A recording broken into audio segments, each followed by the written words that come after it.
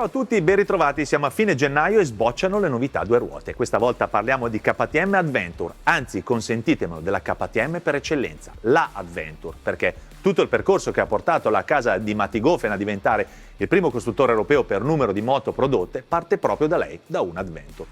La ricordate? Era il 2004 e la 950 Adventure fu proprio la prima. Lo fu per un sacco di cose. La prima vera maximoto, la prima bicilindrica, la prima vera stradale destinata in qualche modo a viaggiare. Anche se quella moto, figlia dei rally africani, era ancora lontana dal concetto di comfort, con la sua sella a quasi 1 metro da terra, dura come un sasso e l'atteggiamento più da moto da rally che da moto da turismo. 17 anni dopo e molte Adventure vendute dopo, la 1290 Super Adventure S raccoglie il testimone e prosegue nel solco della tradizione. Ancora bicilindrica, ancora strapotente, decisamente più tecnologica, resta indubbiamente nel solco della tradizione, come dicevamo prima, cercando però al tempo stesso di plasmarsi per venire incontro alle esigenze di un mercato che in questo segmento è diventato davvero esigente, complesso, con nuovi e sempre più incalzanti competitor. Moto rivoluzionata come un calzino? Vi dico di no, profondamente evoluta però sì, e andiamo a vedere come. Per capire il lavoro di KTM occorre andare nel dettaglio scoprendo che il telaio è stato ridisegnato e accorciato con il canotto di sterzo che ha arretrato di 15 mm, il motore che porta più peso sull'anteriore e un forcellone più lungo. Alla fine cambiano un po' le misure vitali della ciclistica, soprattutto quelle dell'avantreno, perché l'interasse alla fine resta più o meno, millimetro più, millimetro meno, lo stesso. E cambia anche ovviamente la distribuzione dei pesi, con il rider che dovrebbe essere seduto in posizione più avanzata, più vicino al baricentro. Insomma, la moto dovrebbe essere diventata meno fisica da guidare, curvando con meno sforzo. Già che parliamo di ciclistica, affrontiamo il tema sospensioni.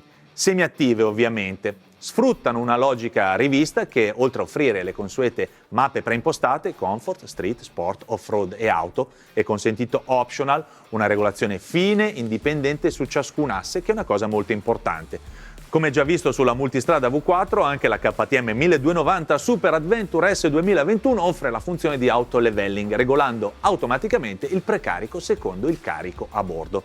Escursione confermata a 200 mm per entrambe le ruote.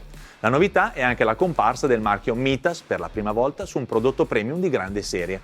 Le gomme sono le Terra Force R. Sono onesto, non le ho mai provate e se qualcuno di voi le conosce e vuole dire qualcosa, lo spazio nei commenti è ovviamente aperto. E il motore?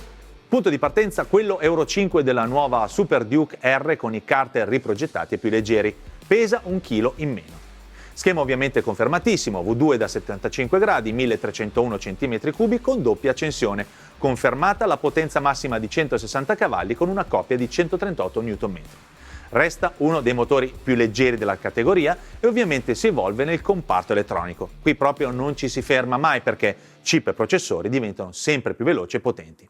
KTM promette una IMU più evoluta, capace di gestire in modo più puntuale tutti i controlli gestiti dai 4 riding mode. Optional c'è il riding mode rally, pensato per chi vuole fare off-road ad alto livello. Il rider può controllare e comandare tutto direttamente dal nuovo blocchetto sinistro uguale a quello della Super Duke e dal nuovo dashboard da 7 pollici. E c'è anche il radar. Ormai, sapete, non è una novità, ne parliamo da un po', lo montano anche multistrada V4 e R1250 GS, che consente di adeguare in autonomia la velocità a quella del veicolo che ci precede.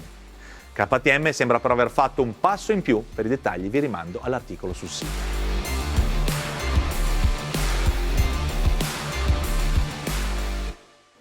Tutta l'ergonomia è stata rivista, a partire dalla sella che ora è regolabile con un'escursione di 20 mm da 8,49, può passare a 8,69, mentre prima era 8,60.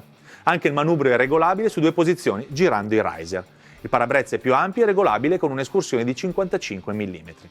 Il look si è rifatto indubbiamente più africano, con il nuovo serbatoio da 23 litri diviso in 2 parti, e questa è una citazione alla prima 950, anche se qui il bocchettone per il rifornimento è uno solo. KTM promette anche di aver prestato particolare attenzione ad evitare il surriscaldamento dei nostri gioielli, tant'è che l'impianto di raffreddamento è inedito e usa ora 2 radiatori che dissipano meglio e più rapidamente il calore spedendolo lontano da chi guida.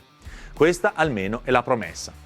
Come per BMW e multistrada, anche KTM ha pensato a dei pacchetti di personalizzazione da installare ex fabbrica per cucirvi addosso la nuova 1290 Super Adventure S. Si chiamano Rally Pack, Suspension Pro e Tech Pack. Già i nomi lasciano intendere di cosa stiamo parlando. Se volete approfondire, venite sul sito dove ci sono tutti i numeri del caso. Insomma, KTM presenta questa moto e la propone come The Ultimate High Performance Adventure Bike. Conoscendoli e guardando le foto di lancio, come sempre molto morigerate, possiamo pensare soltanto al meglio. La prossima settimana le salterò in sella e sono davvero curioso di provarle e capire come si comporta con questo pacchetto strong di novità. Aspetto le vostre domande e vi risponderò con piacere qui sotto nei commenti. Ciao!